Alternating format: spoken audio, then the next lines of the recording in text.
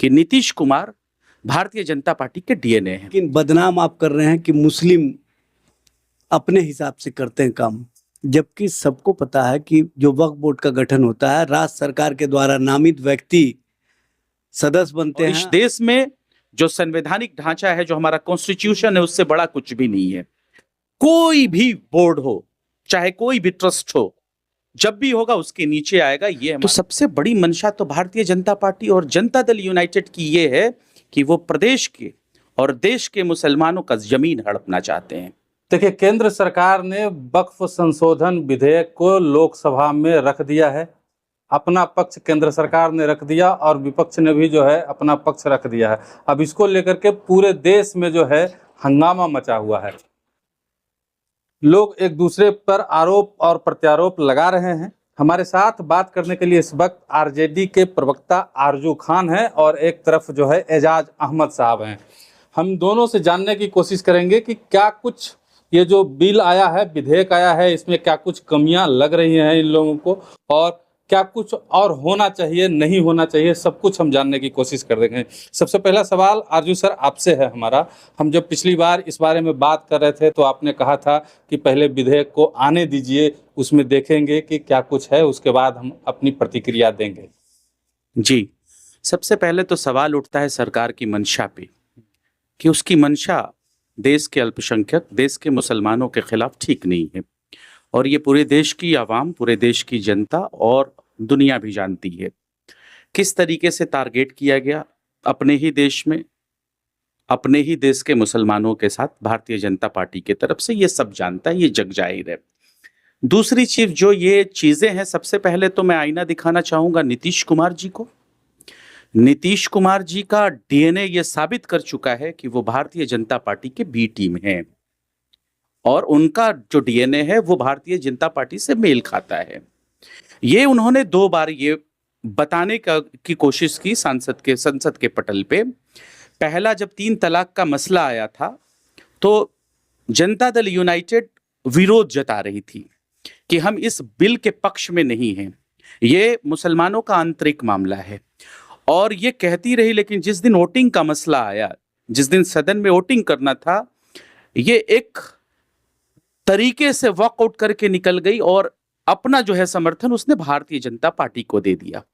तो ये उसका चाल चरित्र दर्शाता है कि नीतीश कुमार भारतीय जनता पार्टी के डीएनए हैं।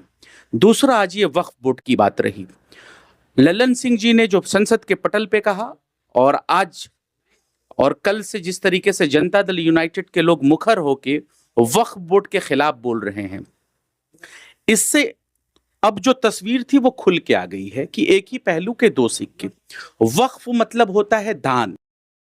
मैं आपको पहले भी कह चुका हूं, वक्फ मतलब दान होता है।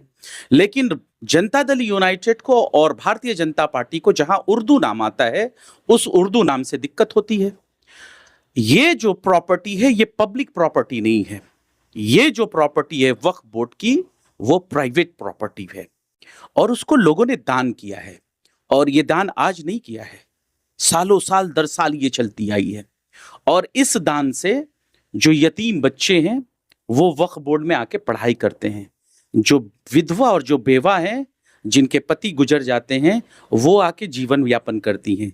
अंजुमन इस्लामिया को देख लीजिए, आप पटना के किसी भी हॉल में चले जाइएगा, पर डे का अगर शादी का टाइमिंग है तो 1.5 से 2 लाख, 2.5 लाख, 3 लाख, कम से कम लाख रुपए लगते हैं एक नाइट स्टैंड करने का, शादी करने का। अंजुमन इस्लामिया वो शादी एक दिन रुकवा के 20,000 में करवाती है। तो वक्फ बोर्ड सोशल वेलफेयर का काम करती है और जो रेवेन्यू है उसका स्टेट गवर्नमेंट को भी जाता है और सेंट्रल गवर्नमेंट को भी जाता है, लगभग 2 करोड़ प्रति वर्ष। तो वो खुद रेवेन्यू देती है कम पैसे में लोगों को पढ़ाई करवाती है, यतीम बच्चों की मदद करती है, शादी ब्याह करवाती है, उनके शिक्षा दीक्षा को आगे बढ़ाती है। तो सबसे बड़ी मंशा तो भारतीय जनता पार्टी और जनता दल यूनाइटेड की ये है कि वो प्रदेश के और देश के मुसलमानों का जमीन हड़पना चाहते हैं और यही मोट्टो है, इससे ज्यादा मुझे कुछ नहीं नजर आ रहा है। एजाज साहब, सवाल मेरा दूसरा आपसे है कि कह रहे हैं कि जमीन हड़पना चाहती है और जदयू का कहना है कि ये जो बिल है वो मुसलमान के विरोध में नहीं है, उन विरोधी नहीं है बिल। आपको क्या लगता है? देखिए, सबसे पहले तो ललन सिंह जी ने कल जो भाषण दिया, ये भाषण जनता दल यू का नहीं बल्कि भारतीय जनता पार्टी के द्वारा लिखा गया स्क्रिप्ट था। और भारतीय जनता पार्टी जो भाषा इस्तेमाल करती है उसी भाषा को हूबहू ललन सिंह ने इस्तेमाल किया।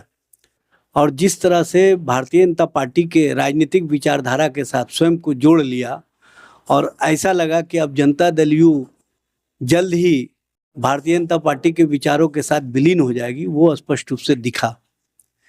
जैसे ही ललन सिंह ने कल बयान दिया पार्लियामेंट के अंदर, उसके बाद जो जनता दल यू के मुस्लिम नेता थे उनके अंदर बेचैनी देखी गई।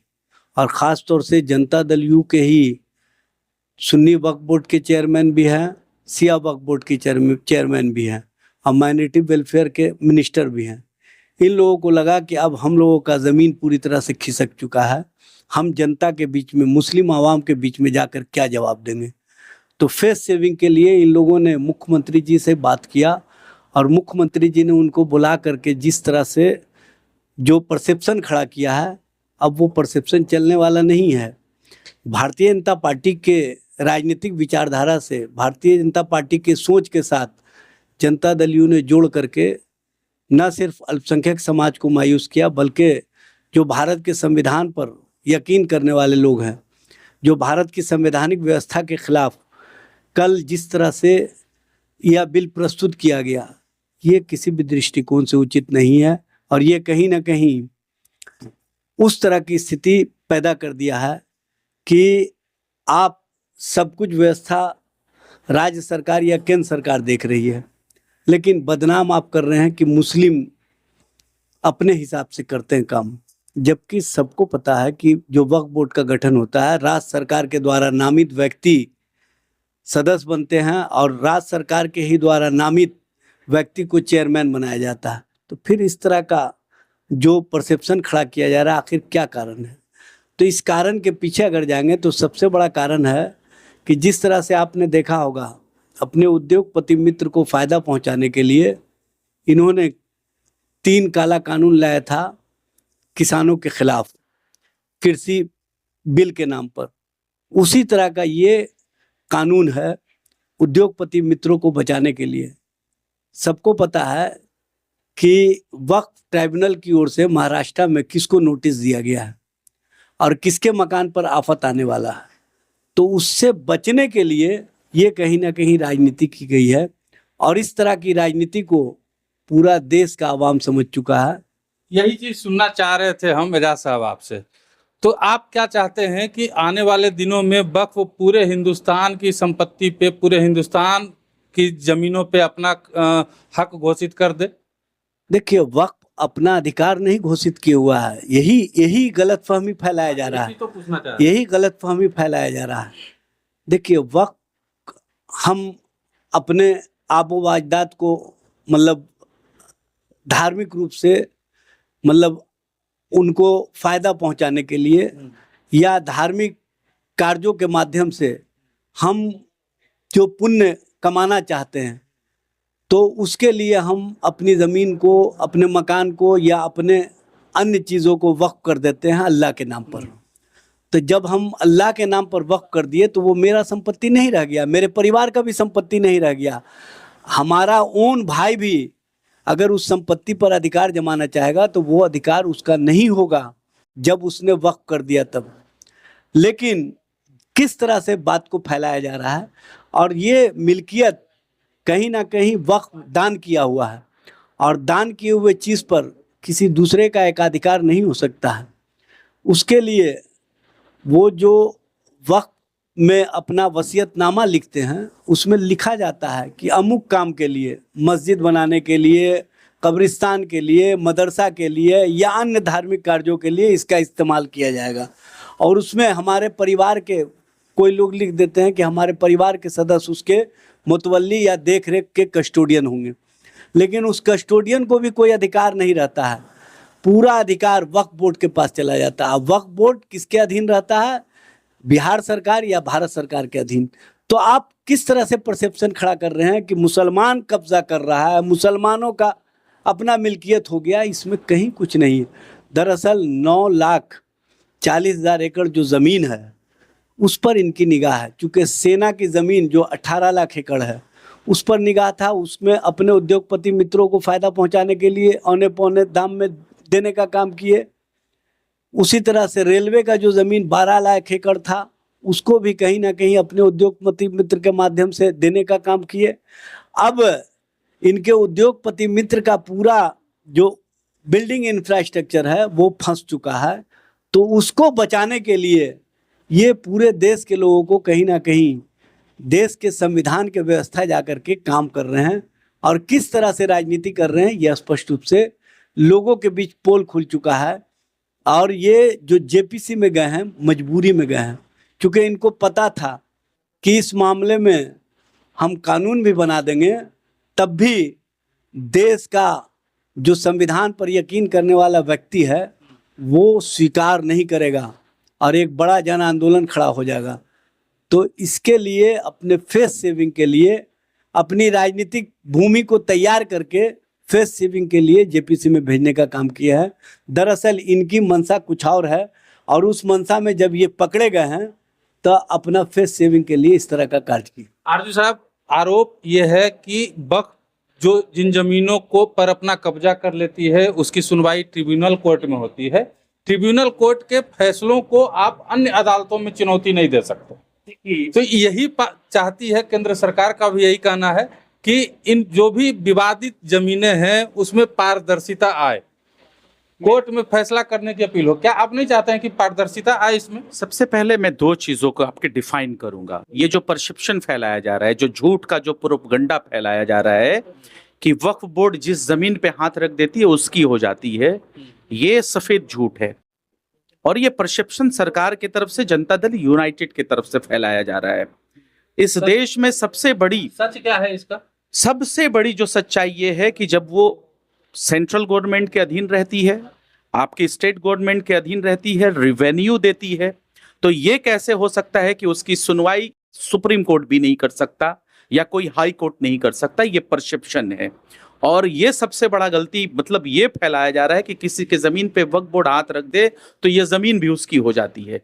इससे बड़ा झूठ नहीं हो सकता है। और इस देश में जो संवैधानिक ढांचा है, जो हमारा कॉन्स्टिट्यूशन है, उससे बड़ा कुछ भी नहीं है। कोई भी बोर्ड हो, चाहे कोई भी ट्रस्ट हो, जब भी होगा उसके नीचे आएगा, ये हमारा मानना है, राष्ट्रीय जनता दल का मानना है। तो कॉन्स्टिट्यूशन से ऊपर उठ के नहीं है, लेकिन कॉन्स्टिट्यूशन के आड़ में आप जो मानसिकता जो दिखाना चाह रहे हैं वो सही नहीं है। हम ये चीज कह रहे हैं, बहुत सारी चीजें हैं। डेटा एनालिसिस का सिस्टम है, आप डेटा एनालिसिस करिए, किसके साथ गलत हुआ, किसके साथ छेड़छाड़ हुआ, किस जमीनों में छेड़छाड़ हुआ, ये जांच का विषय है। ये बिना कानून पास किए भी हो सकता है। जिस तरीके से ये वर्गीकरण वाली हम बात कर रहे थे, SC ST कोटे में कोटा, बहुत सारे आपके पास उपकरण हैं जिससे आप जान सकते हैं कि किसी को मिल गया एक बार या दो बार फायदा, तो अब उसको ना मिले, तीसरे को मिले। लेकिन वर्गीकरण करने का मतलब सिर्फ ये था कि एक दूसरे के अंदर रोष पैदा करना, क्रीमी लेयर अनक्रीमी लेयर को लेके। उसी तरीके से ये वक्फ बोर्ड में ये प्रचारित और प्रसारित किया जा रहा है सिर्फ जमीनें लेने के लिए। जैसा कि हमारे सीनियर प्रवक्ता एजाज भाई ने कहा, मुंबई हाई वक्फ ट्राइब्यूनल के किसको जमीनें दी गई है, किसके ऊपर नोटिस गया है, किस तरीके से रेलवे की जो चीजें हैं उसको इन्होंने नोटिस किया, किस तरीके से सेना की जमीनें हैं। तो आप अपने दोस्तों को फायदा देने के लिए, और दोस्तों को फायदा इसी तरह नहीं देते हैं, आप देश की कंपनी बड़ी बड़ी बैंकों से आप उनको लोन भी दिलाते हैं और फिर उनको भगौड़ा भी घोषित करवा देते हैं, और आप दम ठोकते रह जाते हैं कि मैं विजय माल्या और नीरव मोदी को लेकर देश में आने वाला हूं। आप काले धन की बात करते हैं, स्विट्जरलैंड से हम काला धन लाएंगे, लोगों के खाते से 15-15 लाख रुपए उससे देंगे। वक्फ पे रहते हैं। एजाज साहब से मेरा सवाल है, सरकार का ये कहना है कि वक्फ की कमेटियों में अभी तक महिलाओं को सदस्य नहीं बनाया जाता था। वक्फ की कमेटियों को जो भी इसका आरोप रहता था या जो भी फैसले होते थे उसको कहीं और जो है नहीं दिया जा सकता था चैलेंज, और ना ही जो है DM लेवल के जो अधिकारी हैं वो इसकी सुनवाई करते थे। अब इसमें पारदर्शिता आएगी। क्या नहीं चाहते हैं कि महिलाओं को जो है इसमें शामिल किया जाए और जो मुसलमान समाज के निचले तबके के जो भी लोग हैं उनको इसमें सदस्य बनाया जाए। देखिए, सबसे पहले तो समझ लीजिए, जो महिलाओं के पैरविकार बने हुए हैं उन्होंने महिलाओं और ख़ास तौर से मुस्लिम महिलाओं के संबंध में किस तरह से चुनाव के समय में कहा था, सबसे अधिक बच्चा पैदा करने वाली। आप एक तरफ कहते हैं कि हम उनको सम्मान देना चाहते हैं और दूसरी ओर उनके संबंध में किस तरह की भाषा इस्तेमाल करते हैं, ये आपकी सोच को स्पष्ट करता है। आप मुस्लिम महिलाओं की आड़ में कहीं ना कहीं जो मुस्लिम समाज के हक और अधिकार हैं, जो उनको भारत के संविधान में व्यवस्था मिली हुई है, उसको छीनना चाहते हैं। आप जो छीनने की राजनीति करना चाहते हैं वो हम होने नहीं देंगे। और दूसरे, जो वक्फ कमेटी में नए संशोधन में आप अल्पसंख्यक समाज या मुस्लिम समाज की जगह उसमें हिंदू समाज को भी जो सदस्य के रूप में नामित करना चाहते हैं या चेयरमैन के रूप में नामित करना चाहते हैं, तो आपकी मंशा इसी से स्पष्ट होती है कि आप चाहते क्या हैं। आप अपने विचारधारा वाले लोगों को उसमें घुसा करके सारे जो मुसलमानों के धार्मिक स्थल हैं, जो मुसलमानों के धार्मिक कार्य वाले कहीं ना कहीं स्थान हैं, उसको आप बदलना चाहते हैं, उसके स्ट्रक्चर को बदलना चाहते हैं। आपकी मंशा ये है। और आम हिंदुओं को कहाँ जगह दी जा रही है? जिलाधिकारी को जगह दी जा रही है और एमपी को जगह दी जा रही है। सबसे पहले तो बताइए, आम और खास नहीं होता है। खास और आम से अगर डिफाइन कीजिएगा तो एक चीज नहीं चल सकता है। जो प्रतिनिधित्व आप दे रहे हैं तो कहीं ना कहीं आप अपनी मंशा के तहत न दे रहे हैं, आपकी मंशा खराब है। अब कोई मुस्लिम कहे कि हमको हिंदू के धार्मिक ट्रस्ट में रखा जाए, तो क्या उसको स्वीकार करेंगे? नहीं ना स्वीकार करेंगे। तो आप इस तरह की बात करके कहीं ना कहीं जो समाज के अंदर विभेद की राजनीति है उसको बढ़ा करके अपने एजेंडे को सेट करना चाहते हैं, जो आरएसएस बहुत दिनों से चाहती है। बंच ऑफ थॉट में स्पष्ट रूप से है कि पिछड़ों को पिछड़ों के बीच लड़ाने का काम किया जाए, दलित को दलित के बीच लड़ाने का काम किया जाए, और इन दोनों की लड़ाई के बीच में अल्पसंख्यक समाज को आगे रखा जाए कि हम अल्पसंख्यक समाज के हितों का जो फायदा होना चाहिए उसको फायदा नहीं होने दे रहे हैं, इसलिए तुम लोग लड़ो मत। और उनके सारे अधिकार को धीरे धीरे छीने जा रहे हैं, पिछड़ों के अधिकार को, दलितों के अधिकार को, और अल्पसंख्यक समाज को टारगेट पर रखा जा रहा है ताकि इन वर्गों को संतुष्ट किया जाए कि हम अल्पसंख्यक समाज पर राजनीति करते हैं, तुम्हारे ऊपर राजनीति नहीं करते हैं। लेकिन निशाना असल होता है दलित और पिछड़ा। ये सब लोग अब समझ गए हैं इनकी मंशा को, इनकी चाल को, और ये समझ रहे थे कि हम चाहे जितना भी प्रयास करके इसको पास करा ले, लेकिन देश की जनता, देश का जो पिछड़ा वर्ग है, जो दलित वर्ग है, वो अल्पसंख्यक समाज के साथ खड़ा है। और अल्पसंख्यक समाज जो दलितों और पिछड़ों के हक और हुकूक की लड़ाई में उनके लिए खाद पानी बन रहा है, तो उसके कारण इनको बेचैनी है। इनको सबसे ज़्यादा बेचैनी हुआ है, ये कल तक तो समझते थे कि मुसलमान बिना वोट लिए हम चुनाव जीत जाते हैं, लेकिन ये पिछले दरवाजे से मुसलमानों के साथ खेल खेलते थे और उससे वोट भी ले लेते थे। लेकिन इस बार जब एजेंडे के तहत इनका चेहरा स्पष्ट रूप से जब सामने आ गया, इन्होंने घुसपैठिए कहा, इन्होंने मंगलसूत्र छीनने वाला कहा, इन्होंने सबसे अधिक बच्चा पैदा करने वाला कहा, इन्होंने जिस जिस भाषा का इस्तेमाल किया मुसलमानों के खिलाफ, तो मुसलमानों ने भी मन बना लिया कि अब इनके साथ हमको 1% भी नहीं रहना है और इनको एहसास करा देना है कि बिना मुसलमान के आपकी राजनीति एक कदम नहीं बढ़ सकती है। इसीलिए अब देखे होंगे जनता दल यू के जो सांसद जीते वो भी मुसलमान को गाली दे रहे हैं, भारतीय जनता पार्टी के जो सांसद जीते वो भी मुसलमान को गाली दे रहे हैं। सब इकट्ठे हो गए हैं, चूँकि इनको पता है कि अब इससे नीचे हमको जाना है, अब ऊपर नहीं जाना है। चूँकि दलित और पिछड़े को 2 बार ठग चुके हैं, तीसरी बार अब ठगाने वाला नहीं है। इसलिए ये लोग मिल करके राजनीति कर रहे हैं, इस तरह की राजनीति चलने वाली नहीं है। अंतिम सवाल मेरा आपसे रहेगा,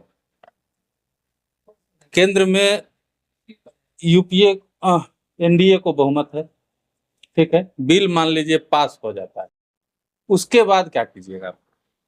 उसके बाद भी जहां तक हो सकता है हम जनमानस की आवाज बनकर उभरेंगे, जमीन पे जाएंगे, लोगों के बीच जाएंगे, उनसे बताएंगे वो सारी चीजें।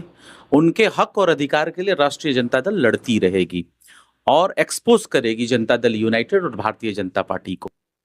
चलिए, ये थे आरजू खान साहब और एजाज अहमद साहब, जिन्होंने साफ कर दिया है कि जो केंद्र की सरकार है वो मुसलमानों की जमीनों को हड़पना चाहती है। अब आगे देखिए क्या होता है। इस बिल को जो है पास किया जाता है या सिर्फ या धर में लटका दिया जाता है, ये तो आने वाला वक्त बताएगा। हम और भी खबरें आपको इस बारे में दिखाते रहेंगे। तब तक के लिए बने रहिए हमारे साथ।